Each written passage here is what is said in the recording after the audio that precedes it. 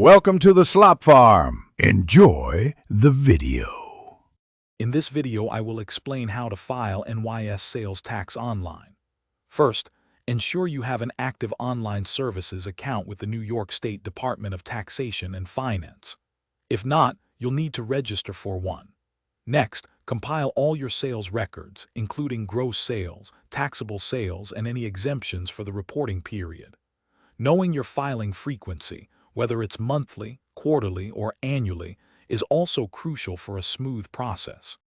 Once registered, log in to your New York State Online Services account.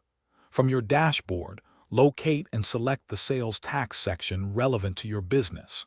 It's important to carefully review your business details and confirm that the reporting period displayed matches the period you intend to file for. This step helps prevent any filing errors or delays. Now, you'll begin entering your sales tax data. Accurately input your gross sales, taxable sales, and any non-taxable sales for the period. Be sure to report all sales tax collected from customers. Don't forget to include any applicable deductions or credits your business may qualify for. Before moving on, thoroughly review every entry for accuracy to avoid potential issues. Finally, select your preferred payment method.